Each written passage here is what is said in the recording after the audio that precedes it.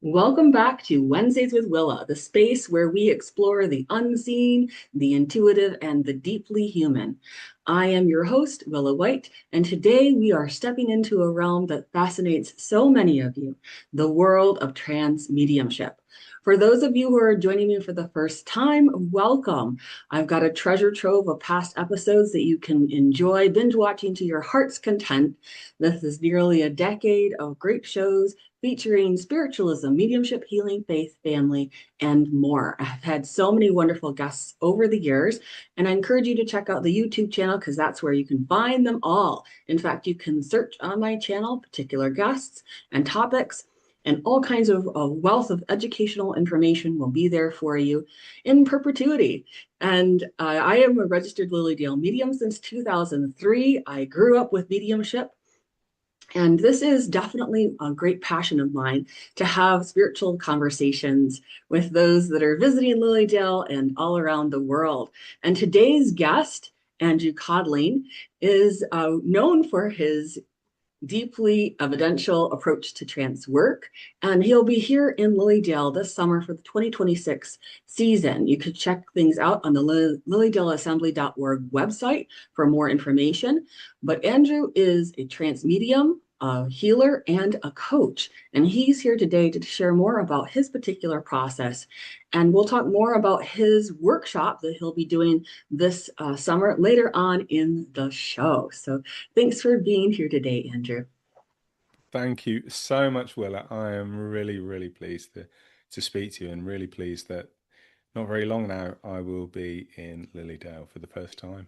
Yes, it's very exciting. And Lilydale is certainly a special place of mediumship and healing. It's the world's largest center for the religion of spiritualism, for Yeah. those of you who need to know more about that. And I know today we're going to be focusing in on your particular process of trance Yeah. mediumship. Mm. So, Andy, I know for listeners who may be new to this, how do you describe trance mediumship? Ah, describe it. Oh, in just And so and many what ways. makes it distinct from other Mm. forms of mediumship? Because I think with aspects of other aspects of mental mediumship, because trance is an aspect of mental mediumship, because it's a process of the mind. But what I love about trance is when I connect to those guides, it is like I become them. I become so part of their energy and they become so blended and connected to me that I really feel that closeness, like I feel their personality. I feel the essence of who they really are. And the the feeling of love that I get when I connect in that way is worth all the money in the world. It really gives me that sense of I don't need to believe that this is possible or that they are there. I know with such certainty because that love is within their energy and ah, I love it so much.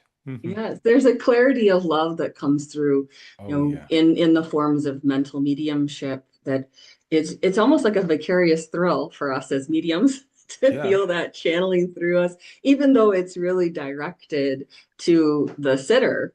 yeah, Or the message recipient, we as the mediums get to have that great joy of the reunion of souls yeah, that are happening.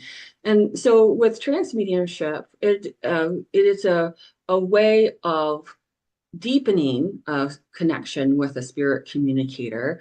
So, usually, with the standard mediumship session that people would have, the yeah, medium is more in a light, inspirational space. Also, very possible for them to take on some mannerisms. But with yeah, trance mediumship, we're talking more of letting a spirit communicator utilize that medium and really there can be voice changes, right? There can yeah, be posture changes. There can be a deep connection on the essence level, but it's you can really see those mannerisms popping out yeah. as the medium is allowing that spirit communicator through. Are there other nuances to that you'd like to share with us Oh, before we? I think the what I really loved about the initial stages of learning this process is that because at the time when this started to happen, I didn't know that this is what was happening. So I kind of just would, when you go to a development class and you become aware of images within your mind or sensations and maybe a coldness and a feeling of expansion and all sorts of things. And they didn't really mean anything to me. I was just kind of like, well, this is fun. And anyway, it was when we would go into maybe longer meditations and longer opportunities to blend that I would feel this sense that I wasn't alone, but I would feel like a character coming into my awareness. So I know there's some of the gentlemen, that work with me. I mean, he went to great trouble, really great trouble to prove his identity through several different mediums and to myself in several different ways because I kept thinking I was making it up, that this really can't be you, and you're going to really need to do something. And he kept doing it. And he went to great trouble to, prove his identity.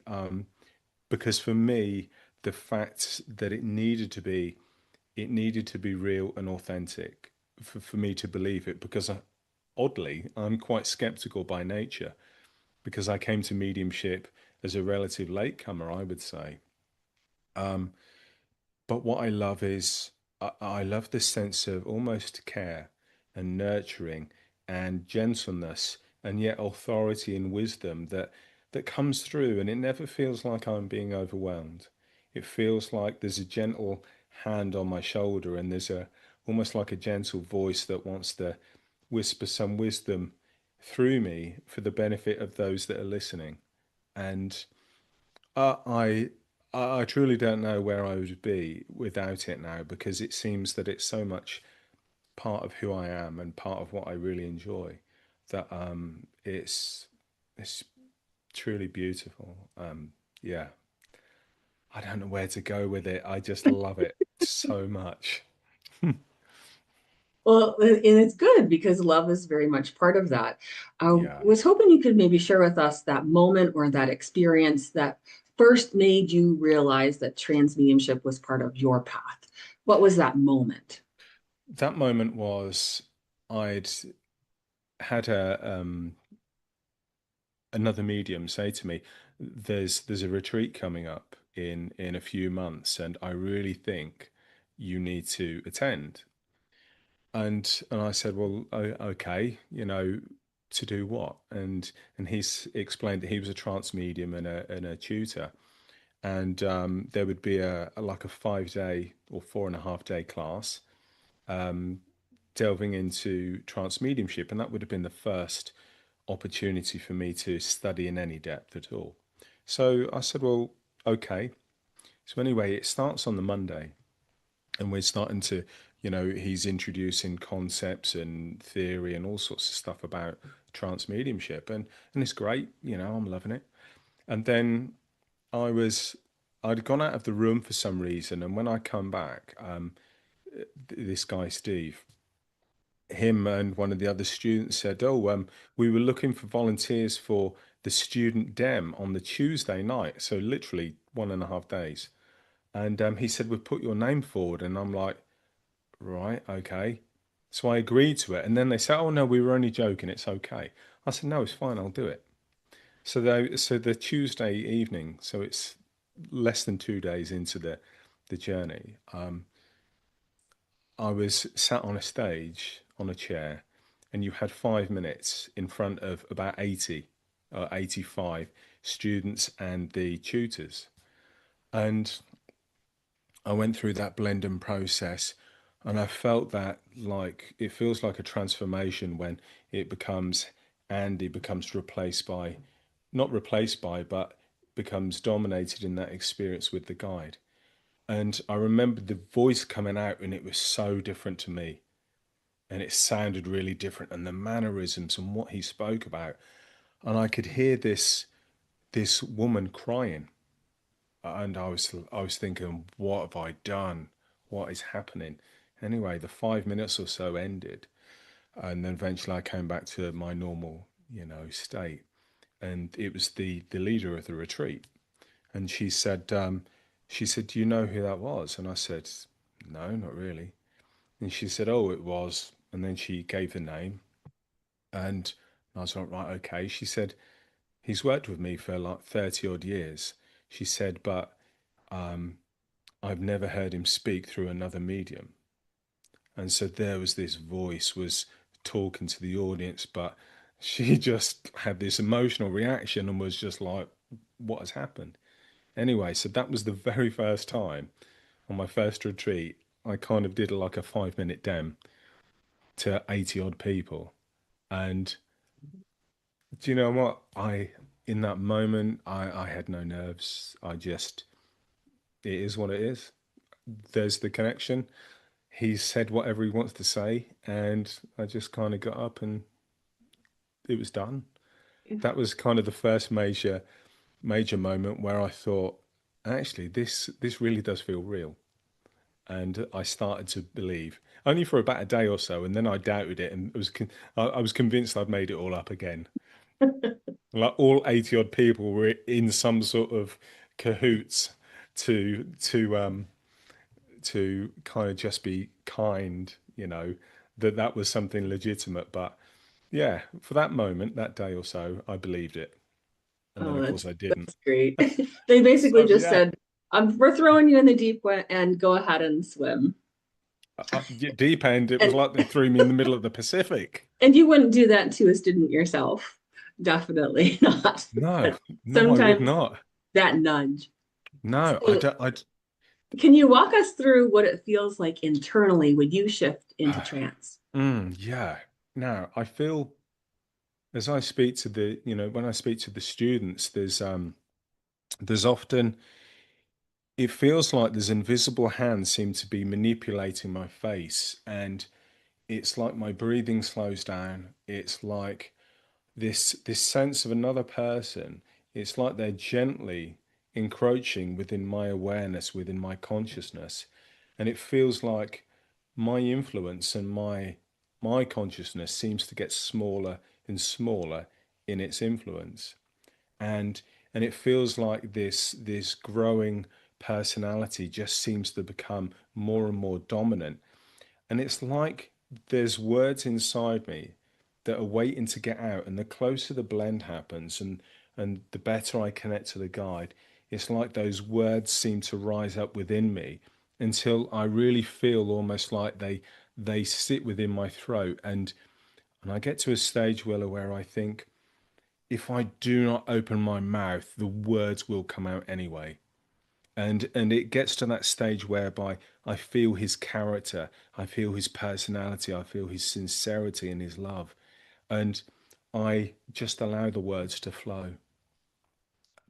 But I think one of the most important things I need to say is I when I realized and when it was pointed out to me that I am a part of the process, and it's okay for me to become aware of the words forming within my mind. When I realize that, I understand that trance isn't a replacement of the medium. Trance is a coming together of a medium and the spirit influence, and we are in this experience together. And I feel his character with mine, but he becomes more dominant, like I'm being just influenced to more and more greater degree. And I come back for it, even if I've done a dem for an hour or more. I come back for it. I feel exhilarated. I don't feel tired in any way. And in fact, I feel more energized after than I do before. I feel I feel all the emotions you can imagine a human could feel because they come with sincerity from the spirit communicator, and it's the most natural, wonderful experience. And I could talk about it forever. I probably Well, will. you will this summer. This is it. I love it. Oh my goodness.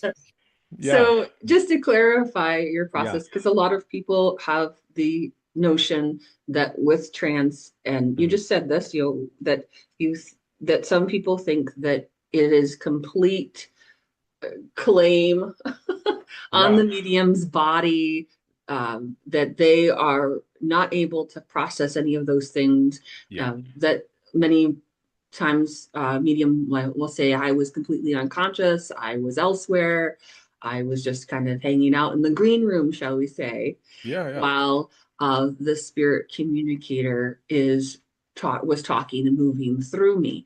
But for Mm. you, your experience is that you're aware of this, you're kind of working in tandem with Yeah. that spirit communicator. They just have a little bit higher percentage of connection and I would s- utilizing all those nerve impulses in your body at that time. I would say the knowing that they're part of the process, or and knowing that I'm the part of the process, that is what gets the conversation flowing in the first place. The Okay. actual act of speaking is what deepens and increases the influence of the spirit communicator, so that as as I if I was to recall the experience of going into trance and you said to me, Andy, what did you say, with your guides when you did that dem? I would remember maybe the first maybe 10 or 20 seconds, and I would remember what it was like to come back right towards the end when my connection was easing off. But the middle part, it feels like I'm very much part of it, immersed in it, and it is this real connection where it feels to be just me and the guide. And and then if you were to ask me what happens in that dominant section, I would struggle to recall it, because it's just very odd how almost like the memory just seems to not function in a normal way, and it just becomes this experience of this that wisdom coming from the guide just seems to be flowing through me, and it will answer the question, or he or she will answer the questions of the audience, and and then when I come back, I can feel that I've had that connection, but I don't have that clarity of recalling what was said. I think one of the one of the things to say is that the connection with trance mediums will vary. And so, what you're describing when someone says, "Oh, I do not have any recollection," I would say, "Yeah, I understand that." And I understand that for some mediums, that really is the case. I would say, though, that what trips up more mediums than anything else is when they think that genuine trance mediumship is they have to have no recollection. They have to be like unconscious. And Mhm. that is what trips them up, because with sincerity and love, when I say this, it shows to me they don't really understand the ways in which there are nuances to the connection that mean you absolutely can be in a genuine state of entrancement, but also be conscious of the conversation to some degree. And that was the big turning point in my own development, because I would, with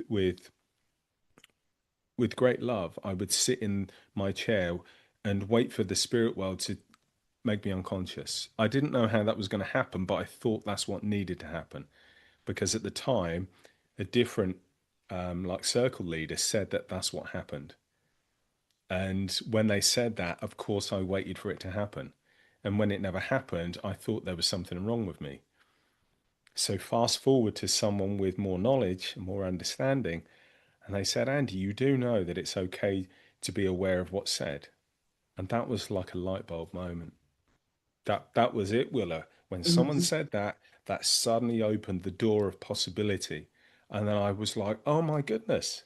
Yes, I get it now. I'm aware of this urge to talk about X, Y, and Z. Yeah. And you But I have was that wait permission from I someone else. needed the That was, permission, Willa. yeah. Did it happen? Of course it didn't, because I thought that they were gonna click the fingers and make it happen. No, they don't do that. They work with you because you're part of a consensual process, aren't you? You don't just get taken out of it. By who? By where? Who decides this? Yes, it's not possession. It's not Yeah, spirit possession. exactly. I think that's a distinction that's really important for our listeners. It's exactly it's this beautiful consensual experience of, come on guys, let's do some trance today. I want you to share some words of wisdom with the audience. And I make myself receptive. They move within my energy field and they influence me to the degree that the wisdom coming through me as the medium is very much dominated by the presence and that intelligence of the guide and not me. That is the skill. Allow yourself to be influenced and allow the influence to come through you.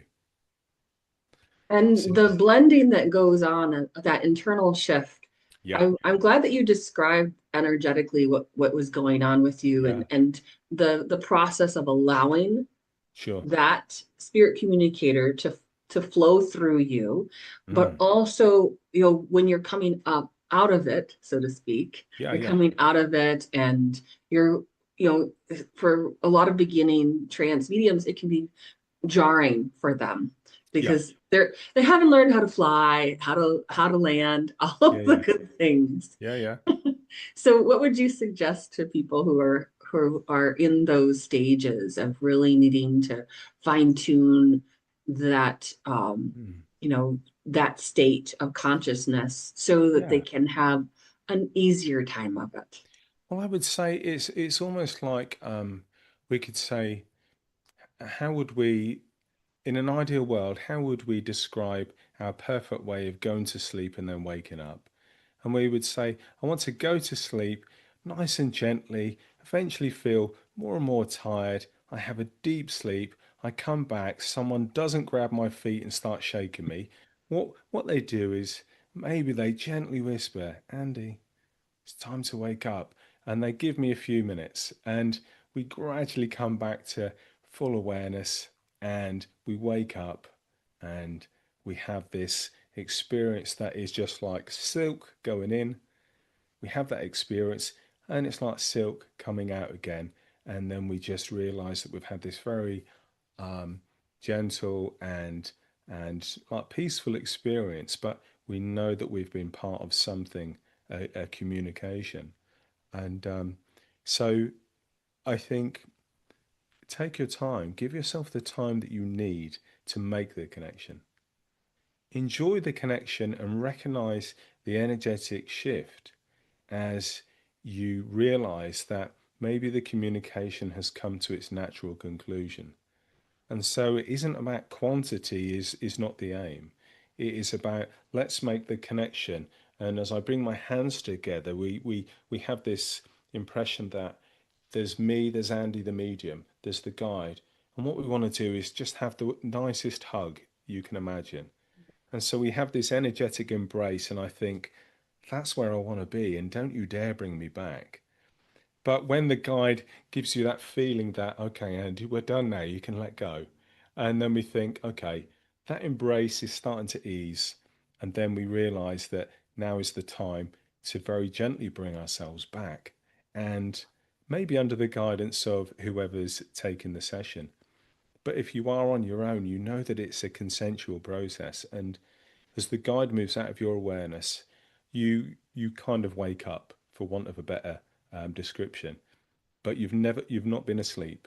You've been in this state of connection, and then it's eased off, and you bring yourself back, and you just take your time. There's no rush, I think. So you do try to be aware and conscious of those shifts that are happening and keeping those boundaries, energetic boundaries. So let's talk Yeah, a moment about boundaries and what yeah, you put in place before mm, opening yourself yeah. to trance work. It's all about intention. Intention, because I'm quite clear with my guides. Even if it was before a dem, as maybe I'm just showering or something, or I'm just having some quiet time, and I'm saying, okay, guys, we're doing a dem tonight. I speak to them like they're my friends. This is like meeting family.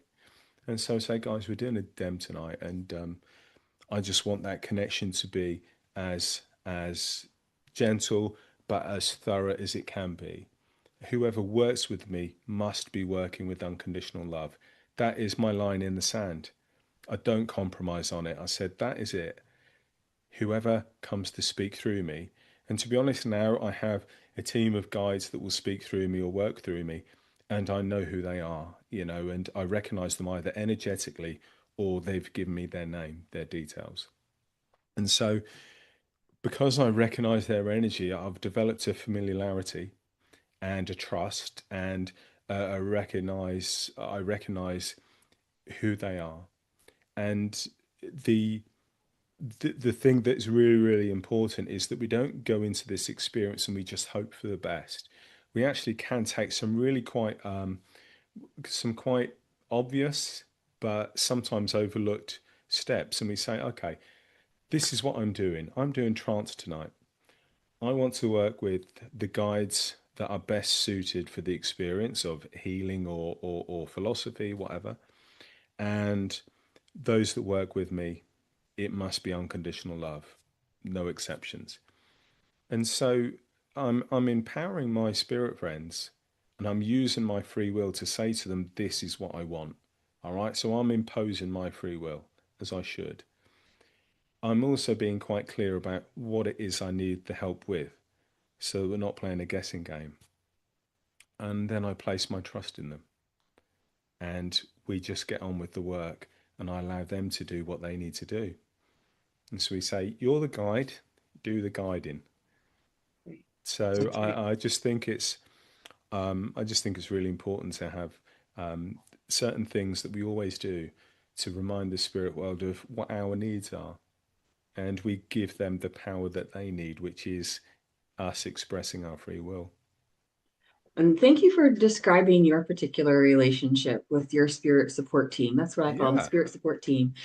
sure. So it's like, hey team, help me with this. Yeah, Let's have this go smoothly. Let's bring in the spirit communicator that needs to yeah, in this frame of reference. yeah, So that is how you can work with consistent spirit guides and yeah, spirit communicators. It's really absolutely. important that there's this kind of friendly, loving but firm connection that you have with Yeah, them. So that's a mm, good boundary for people who aspire for to be trance mediums. But yeah. then also there are some boundaries energetically. Do you tell them, well, we will only do trance mediumship when it makes sense to, and in the sense of when I'm in a session or when I am doing an event or if I'm teaching, those kinds of formats. You're not a leaky faucet, just allowing them to come in whenever they please. There has to be No. some sort of parameter or appointment, correct? Absolutely. I will clearly state what it is we're doing. And, so if it's the healing session, so, when I'm running my own retreats, I will, you know, maybe on the morning that, that I want to practice, or I want the group to practice trance healing aspects. I say to them, okay, guys, we're doing trance healing today. I'm having that conversation as if they're in the room and we're having a bit of a team talk. And Mm-hmm. say, we're doing trance healing today. I want you to inspire me. So I try to involve my spirit friends in inspiring me in the moment to be an active part of the teaching experience as well. And so sometimes, especially those that are very clairvoyant, they'll go, "That's weird." As you were talking, I could see that other guide with you, and I could hear that vocal change. So sometimes I might drop into trance as I'm teaching, especially in a trance session, and I will feel the presence of the guide. But we're having a conversation within my mind. I'm having a conversation, and if they say we just need to demonstrate this, I will let them do it because I've got that understanding with them. But I won't just let them do anything when they feel like it. We've got clear boundaries, and when it's 7:30 and I say, okay, we're finished for the day, that's it. We don't just maybe do a bit more trance while you're washing up because your guide wants to do it. Yeah. So Right, right. yeah, we're quite clear about it, but I think I love to have the active participation and influence of the guides, because I think that they understand the needs of the medium, maybe even to an even greater degree, and us as mediums can be aware of that influence and use it as part of our teaching, with students or with in a one-to-one basis.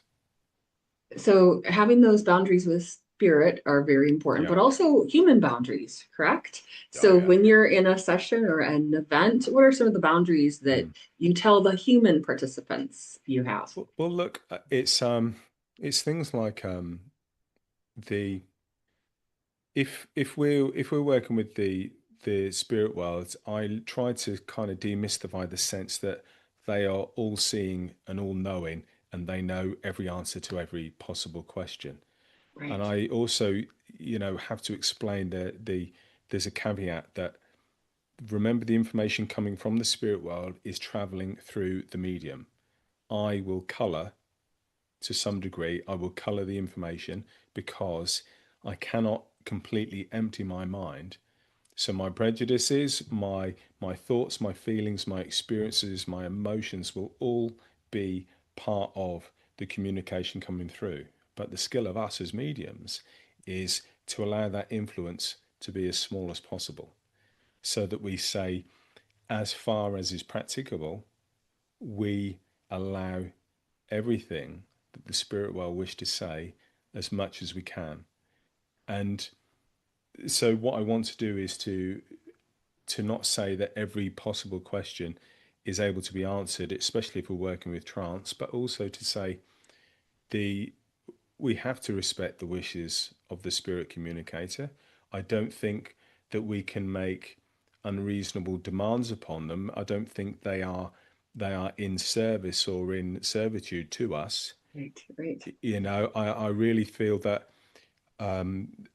So one of the things, for example, if I was doing an evidential reading, so there's two ways that I approach it now. And one of the ways is I just say, let's see who the communicator needs to be. Okay. And then part of me then thought, I don't know, it would be a good idea to say to the recipient, and I don't know why I do this to myself, I would say to the recipient, is there someone in particular that you want to hear from? And don't tell me who it is. And then they go, okay, there is. And then I then challenge the spirit world and say, okay, let's connect you to the person that they want to hear from, but you are not the recipient is not allowed to tell me who that is, not male or female, no names, nothing.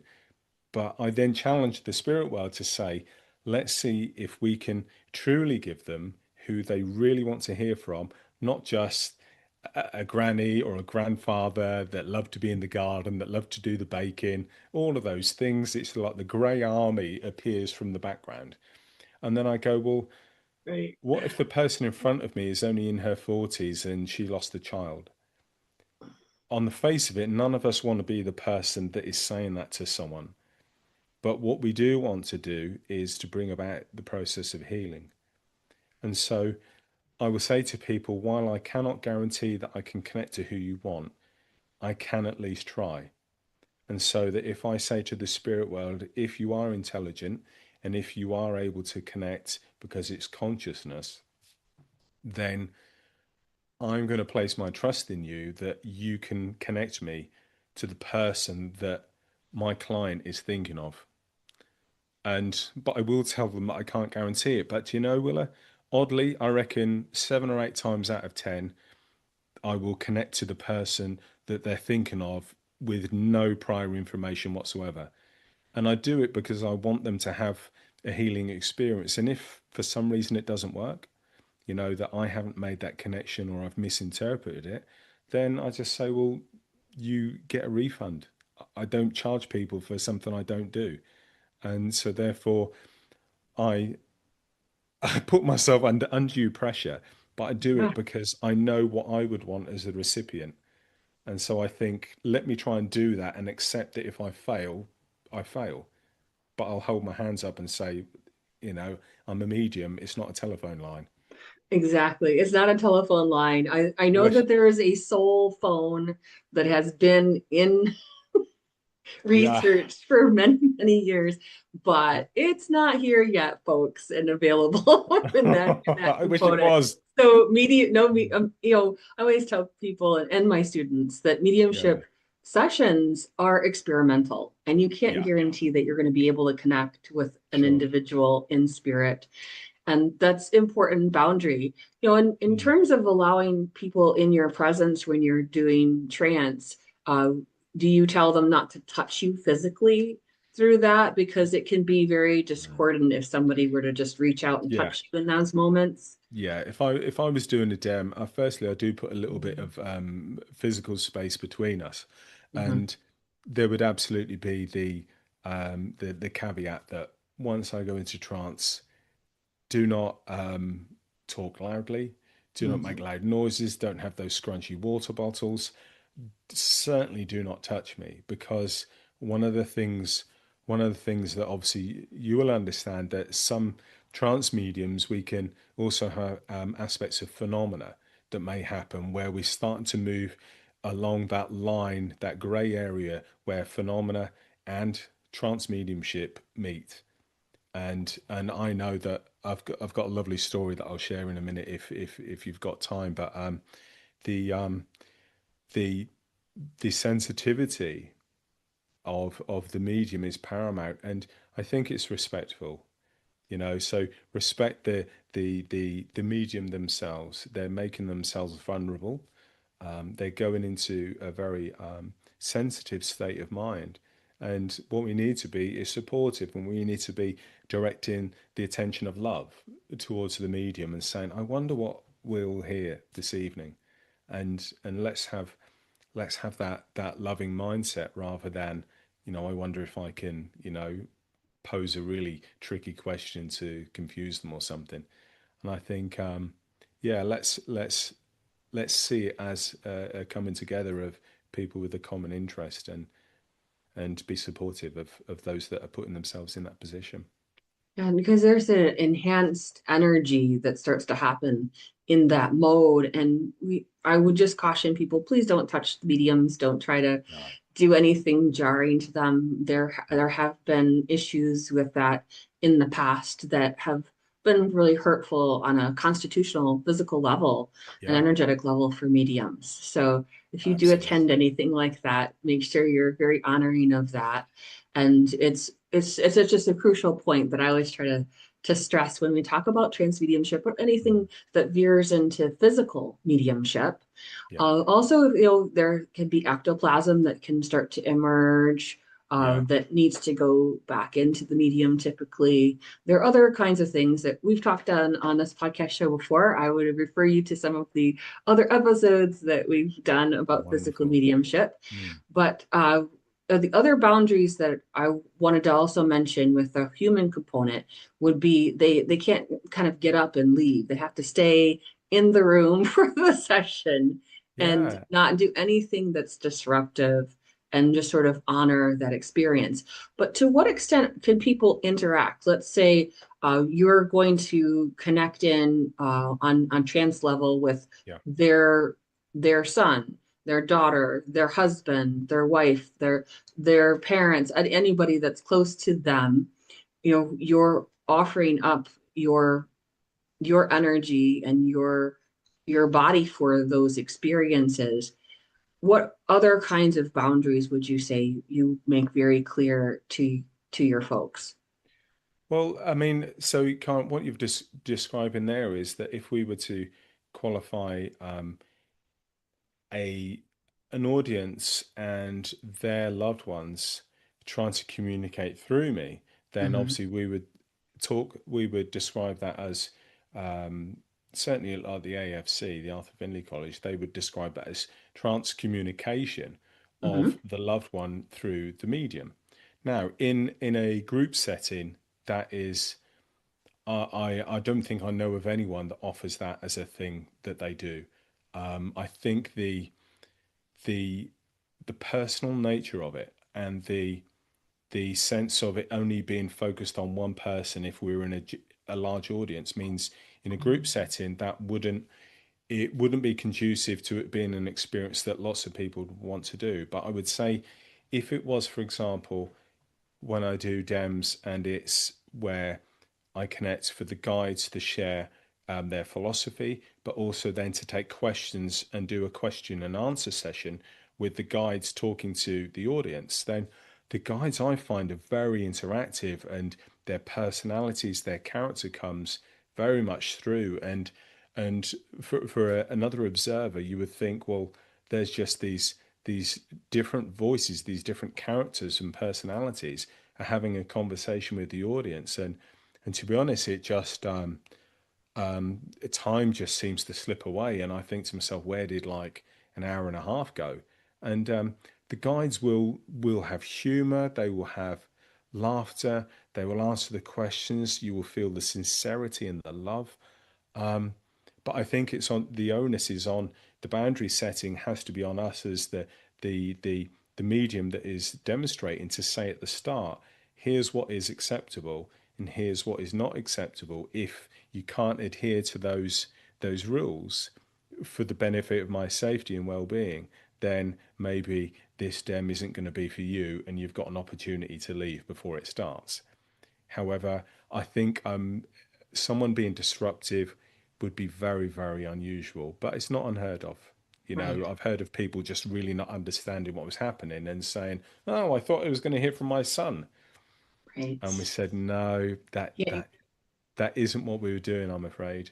And Right. There's a differentiation between guides and then actual spirit communicators that someone would feel is beneficial to them to connect sure, with. And yeah, just to clarify further for our listeners today, mental mediumship, when you go for a regular session with a yeah, medium, mm, you can have more than one spirit communicator coming yeah, through, and sure, it could be like old home week. You've got the mother here, the father here, the grandma, the son, and they're all kind of interacting and relating. But when a trance medium is working, it's one at a time.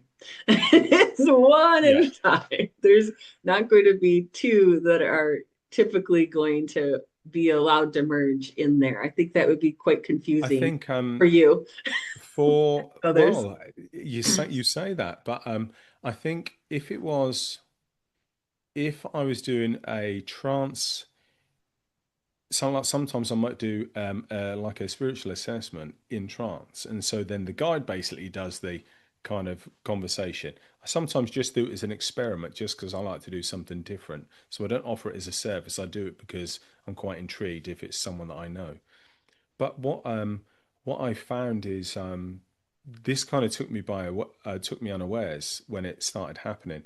I would be doing the trance, and the guide would be talking to the audience, and then suddenly there'd be this switch in the energy, and the voice that came out was then suddenly different, and I was like, "What's happening there?" And this new voice was talking, and they had a different feeling, they had a different character, the energy felt different. They would give different styles of answers to the questions that the audience were posing.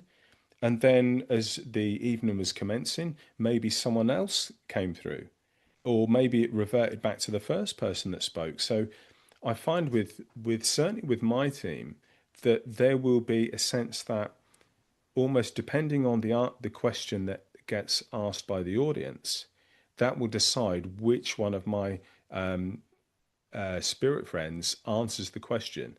Mm. Because it's like, I think, Willa, really the easiest thing to say is it's like I'm connected to all of them at the same time, and the one that is closest is the one that answers. And so I really feel this almost instantaneous switch in the energy, and a different guide will quite commonly suddenly answer the next question because they're best placed to answer it, because they're from different traditions, different backgrounds, and they have different, I want to say, like specialisms. Yeah, Yeah, absolutely. That's the nature of the spirit, the band of guides, the spirit yeah, guides it that really is the band of guides. Yeah, yeah, I they love that. they will come through at different points of your life more strongly. Some will become the primary in that Mm, case, but we also have a gatekeeper. yeah, And for people who are interested in trance or even any form of mediumship, I do feel it's essential for them to start to develop that deeper connection with the spirit team, so you know who to call if you need a good bouncer or if you uh, need any of those things, so that you can be in that beautiful work of the yeah, light, because that's what we're really focused in on. I sure. wanted to also ask you, what do you have as daily or even weekly practices that help you keep your connection strong. Because a lot of physical mediums, which trance gears into that very much Yeah. so, can feel that on a constitutional level. It can be very difficult for some folks. And I know you were talking about how invigorated you feel, Yeah. but that's not the case for others. So Yeah. how would you speak to that? What are your Well, practices that help you? well, honestly, I mean, I think the best practice is the fact that in whatever I do, I involve my spirit friends to facilitate whatever it is I'm doing. So, for example, this Thursday, I'll be running a trance development group. Now, as we're doing that, and it may be that I feel like there needs to be a demonstration of an exercise that I need to do for the benefit of the students, and they say, right, this is what I want you to do. Now I want you to go away and practice it with the other group or with another person. So the connection feels very much like natural. So we start the session, they're there, they're influencing me. So there's this active side. There's the times when I'm just in a receptive state of mind, and for no particular reason, I then start to muse about a question or a point of view or something that's going on in my mind, and I ask the spirit world to influence me. So I will literally sit with them, and it's kind of like sitting in the power, but it's Mhm. more like it's like having coffee with your guide, and just make that active intention to sit with it with them within their awareness. Prior to a client, again, I will do the equivalent of sitting in the power and building that connection, going into an altered state, even though we're not going to be doing it in trance in the traditional sense, but we will be moving into an altered state to be receptive, even Mhm. if it's for evidential. Um, so I feel I feel that as time goes on, it just becomes taking our awareness, as you'll know, Willa, taking your awareness to the spirit world is almost just like a click of the fingers. I don't have this big drama that needs to happen. It is my intention. So I go, guys, what about this? And then within seconds, I feel their energy within my energy. And I start to feel that process of connection. And and that for me, I don't know whether that's normal for other people, but that for me is how it works. So I I I take my attention to them, and there they are. And yeah, I don't know. I've never thought about whether other people do it. I just do it, You just do it. and there they are. And do you have things that ground you every day in your everyday life when Oh you're yeah, not working in trance? What are yeah. those things for you? Well, I've got four dogs, so the four dogs ground me. But my job is outside based. So I'm walking around in the countryside primarily doing my job, but my feet are on the ground. My attention is on the beauty of nature around me.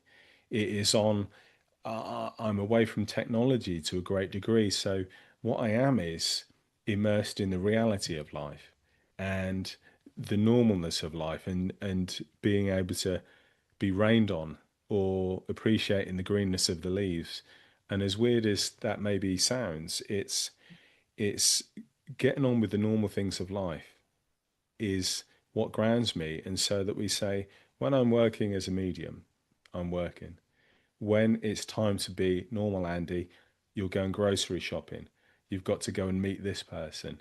You're walking in nature. It's Hmm. raining and I'm just walking the dogs. So I do the things that just remind you that we are actually human, and there's a reason why we're not yet in the spirit world. Is because we need to have a human life Yes. and use the spirit world as a part of our life, not the reason for being. So Hmm. yeah, that's what I do. I do normal stuff. Dogs, cuddles of It's dogs. it's so good. It's Yeah. yummy, right? Oh, it's perfect. Oh, I have a few more questions for you. Yeah. What do you feel is the biggest misconception people have about trans mediums? Ah, well, the process of connecting, I think the biggest misconception is thinking that they need to be unconscious for it to be genuine. That has got to be number one, because if I took that out of everyone's brain, then people would deal with trance with a lot more clarity and a lot more confidence. I've heard it mentioned by people from various establishments about, oh yes, trance is when the spirit world takes you out of your body and they replace you. And I just do this, and I just go, no, what are they saying? Because I get why they might think that, but I think if you really understood it, you would never say that. And I think the it almost engenders a sense of fear, because if someone isn't very knowledgeable on trance, they can think, well, I'm not sure I like the idea of the spirit world taking me out of my body and replacing me. That does not sound like something I want to do. That's right. But if you said to me, or if you said, Andy, you can have this togetherness with the spirit world that is really rather wonderful, and you'll be aware of their presence, but you'll still be there sitting on the chair, and you'll kind of be aware of them saying stuff, and you will know that you've got your own thoughts, and you'll say, "How do you feel about that?" And I'll go, "Yeah, that feels quite good actually. I'm quite intrigued." But if you said they are going to magically pull you out of your body and replace you with themselves, I'd be like, I don't know, Will, this sounds like a bit of a stretch. So, do you see what I mean? Exactly. Yes. And so many students come to me that are lacking in confidence or that have moved away from trance, and I say, well, why have you moved away? And I said, oh, because my tutor said this, that, and the other, and they said that you have to do this before you can do trance, and I'm thinking, no, trance is beautiful. I would say that to develop altered states awareness and trance, I would say is one of the fundamental points that I would advocate any medium doing right at the very start of their journey. Because I think if you can become self aware of your own energy, then aware of the energy of the spirit world, and you can embrace that blending, you will have a connection that you can only dream of. Mm.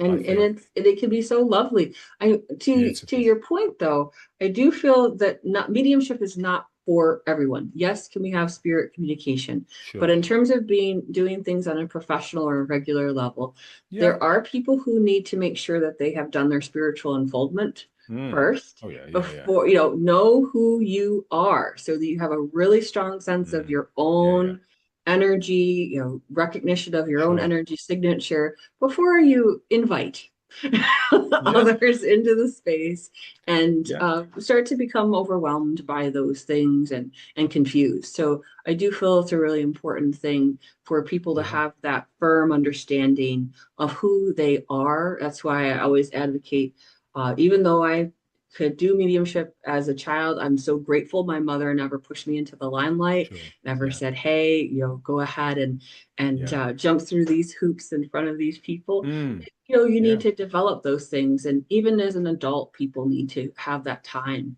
Sure. So I always do that caveat whenever we talk about mediumship Mm. in these kinds of ways. It's very essential. And knowing that there's a lot of mud that can get stirred up within an individual as they're Yeah. pursuing mediumship pathway, they need to make sure that those get focused in on so that they can be as clear and pure a channel for spirit as they possibly can be. Yeah, absolutely. I mean, Willa, in all of the classes, I'll say to them, before you know your spirit guides, you need to understand yourself. And this is, where the psychology of how we interact with each other, I think, is really important, and how we kind of, look inwards at ourselves, and why do we react in certain ways in certain situations. And we do need to take, a look inwards, and we need to kind of work on that stuff that is maybe influencing our decisions, and the way that we behave and the way that we feel about the spirit world. And so that does start by looking in the mirror and saying, what's really there. So let's talk about emotional impact for you. How has this work changed you emotionally or spiritually over the years? It's, without a shadow of a doubt, Will, it has made me a much kinder, I would say, in ways that I, I never thought were possible. It's made me kinder, it's made me more loving, it's made me more open, it's made me less judgmental, it's made me less skeptical, because 20 years ago, the thought of having a conversation with someone like yourself that was a medium, I would have laughed my socks off. I literally would have laughed my socks off and thought, what are you on about? And you know what? And that was only ignorance. It was ignorance that would have made me behave in that way. But this whole journey started when my grandfather materialized at the side of my bed. And I felt his skin, the bristles of his face against mine. I felt love, Willa, like I cannot even begin to describe. And that was so visceral and so real. And he was warm, and he'd been dead 20 years. I felt that, and that single moment is the moment that started me on this whole journey, because I I then got up that day and I was like, what just happened? Anyway, as time has gone on and as the spirit world have kept being quite clear with me, aspects of phenomena and physical mediumship, it's kind of where I'm heading.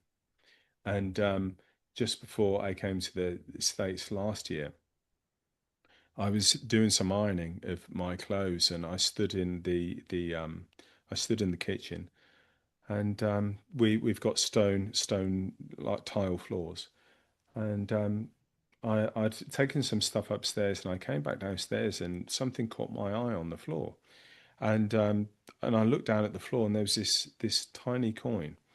Anyway, it turns out it's something called a groat. Anyway, it was Mm-hmm. from 1848 or something like that. And I was just a couple of days away from flying out to the States.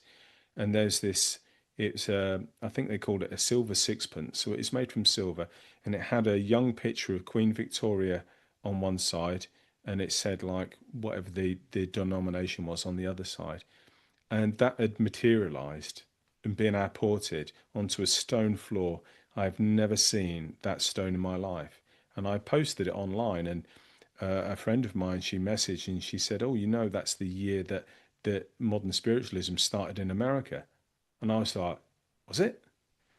And I looked at this, and it was almost like the spirit world had given me a physical kind of reminder about why I was on that journey and the importance of going there. And it was only a couple of months later that that the opportunity arose for the forthcoming Lilydale trip. It inspired me, to see if it was possible, and so I don't think it's a coincidence that that coin was from the very year that you know spiritualism, modern spiritualism started, and so as phenomena has happened within the seance room, for me, the the way in which it's changed me and the way it's given me an opportunity to honestly lose fear in the thought of dying. Mm-hmm. I'm kind of, in a way, I'm kind of excited for what will be, happening in the future, because I think to myself, when we're dead, we're not dead. We're really not dead. Mm-hmm. We are just going to have an absolute hoot and just think to ourselves, this Right. this bit, this is the tough bit. Being a human is the tough bit. There's a reason why we have guides in that, because they're probably really jealous and thinking, look at what he's doing. He's there on Earth doing this, that, and the other. And it's given me an appreciation and a love and an appreciation of my family and life in general. It's made me much better than I think I ever would have been left to my own devices. Yeah. So it's been Truly great. inspired by spirit, right? Do you know what? I really truly think so. Yeah. I Yeah. really do. I'll I wish I'd have brought the coin with me, because it's tiny, but there she is, Queen Victoria, on That's a right. 170 odd year old coin. Mm-hmm. And, that birth of modern spiritualism in 1848 was very significant with the Fox Yeah, sisters. I've done yeah, an extensive podcast series about the Fox family, yeah, in depth of all the family members, including the Fox cottage. If anybody yeah. wants to look at the past episodes of that Mm, of that particular Fox family series, you can find that on my YouTube channel. But I want to make sure we cover the workshop that you're coming here to do in Lilydale, Yep. because we're excited to have you here. And that will be on August 27th, 28th, and 29th. It's a 3-day workshop all Yeah. day Yeah. from 9 to 4 here at Lilydale. You can find the ticket link in the show notes for ease and for everyone. So you just click that link and you can register Mm. for this workshop with Andrew. Now, Andy, can you tell them a little bit about this? I know the title of it is Trance Embracing the Love. Embracing the love. I think let's have a journey that starts with love and ends with love. And Mhm. so let me be a loving spiritual being for the spirit world to connect to. And let my intention to connect to them also be love. When we manifest the presence of love in this connection to the spirit world, I think we get the reality of who they really are. When we're open to the experience of feeling the presence of someone's loved one or of a spirit guide, when we feel the wisdom of the spirit world seeming to flow through us, you think to yourself, how have I ever lived life without this? How have I managed to experience life and not know what this connection was like?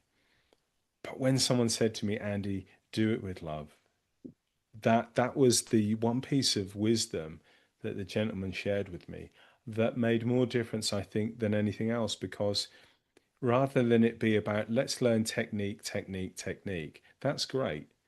But it's like saying let's always experience only daytime. You're only allowed to experience daytime and never nighttime as well. And you miss part of the beauty of the experience. And so we say, let us work with the spirit world. Let's be inspired. Let's connect. Let's do all those wonderful things. Let's be a healer or an artist or whatever we want to be. But let's just do it with love. Because I think like attracts like. So when we send the presence of love to the spirit world, I really think they will send it back to us. And when we feel that, it then stops you thinking, oh, I really hope there is a spirit world. And we start to go, oh no, I know there's a spirit world because I sent love out and boy, did I feel some love coming back to me. And I think when I've challenged students to do that, and when I've said, let's connect to your guides, and they go, oh, I don't know if I have a guide. And I go, well, you do. I said, but let's get them to prove it. And when we say to them, we go through the exercise and we say, tell them to connect with love. Tell them that that's what you want. And then they think, oh, wow, I'm allowed to talk to the guide. I'm allowed to Mhm. ask things. And you go, yeah, of course. And they do that. And when they get a response, you can see that light bulb moment. And when they're like, I did it. And the guide sent me love and I felt overwhelmed. I thought I was going to burst into tears and this and that and the other. And I sit there go, yeah, it's good, isn't it? And then they go, but I didn't know. And I go, I know. That's the beauty of it. And then and then I say to them, so in your opinion, is there such a thing as the spirit world? And they go, yes, there is, because I cannot make you, Willa, feel love that doesn't exist. But I can paint a picture and I could say to you, oh, there's a Native American works with you, Willa. And you go, oh, wonderful. Didn't see him, but that sounds wonderful. But if I say, Willa, let's ask that guy to connect to you with love, and you feel that love flowing into your heart, and then you sit there and you go, oh, oh right, now I get what you're saying.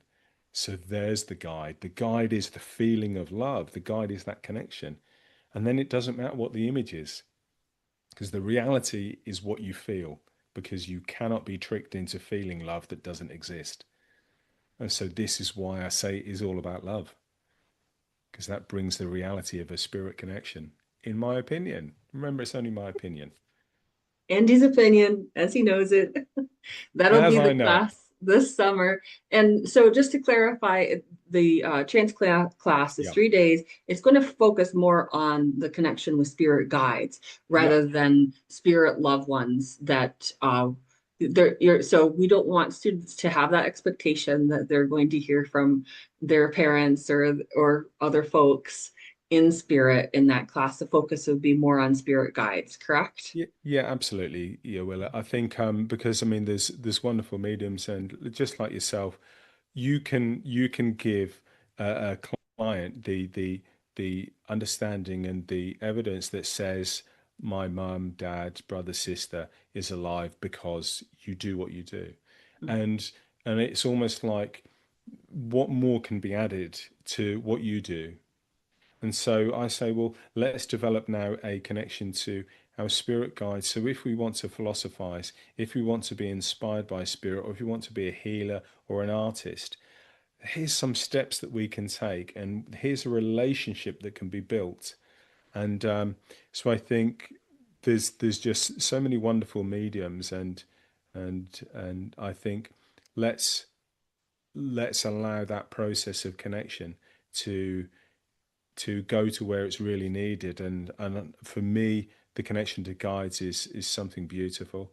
And but I also think that the understanding of the mechanics of the connection can assist those mediums, those students, in having a better connection to loved ones when they are doing evidential readings, because there is still that process of connection that I think can give them a better connection.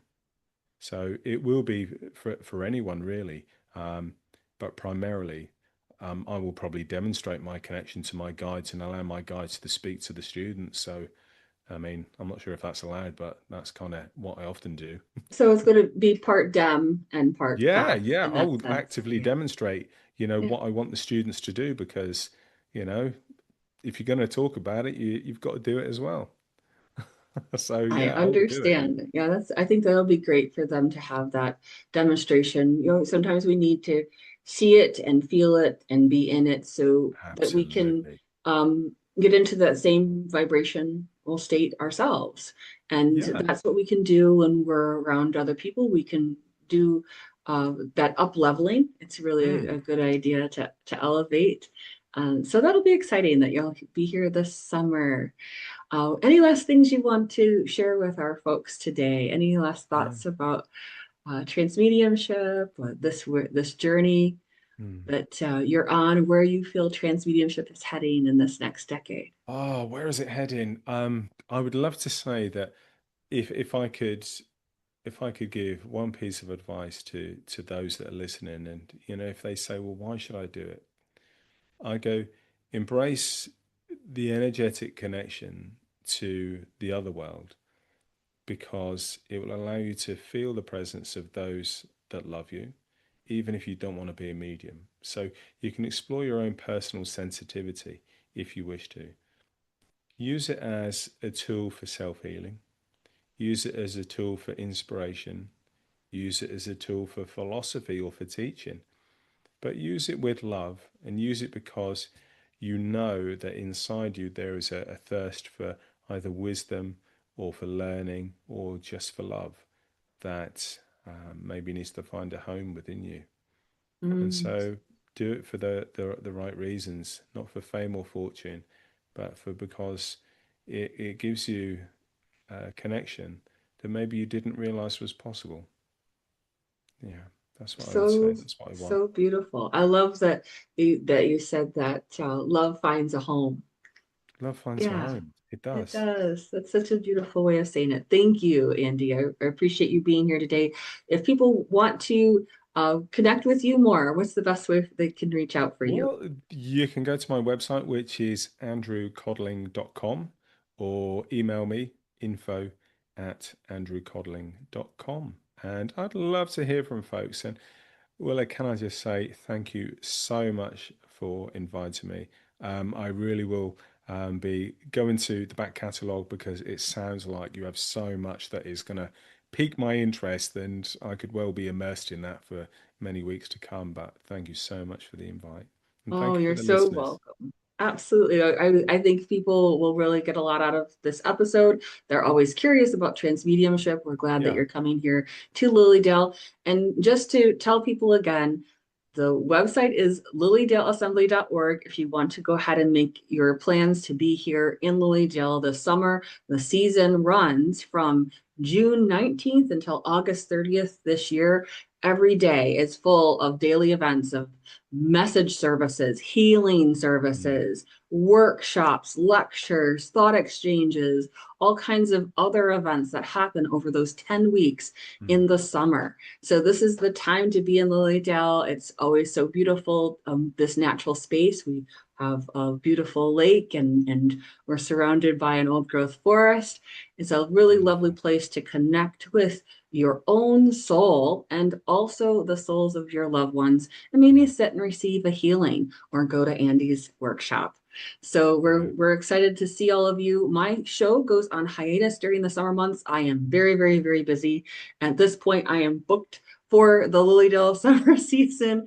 So you could get on the cancellation list if you would like, or please know that for a couple months after the summer season, I do take in-person sessions, but Zoom and phone year round is the best way to connect. So just wanted to let people know that. Mm, And thank you again for joining us on this for this very powerful episode of Wednesdays with Willa. Please like, share, subscribe, follow all of the great things. You can find this wherever you listen to podcasts. And a heartfelt thank you to Andrew Codling for sharing his experiences and his dedication to the spirit world. I really hope that this conversation that you just witnessed resonated with you, and I encourage you to explore Lilydale and Andy further. All right, till next time, I'll see you. God bless. Bye bye. bye bye.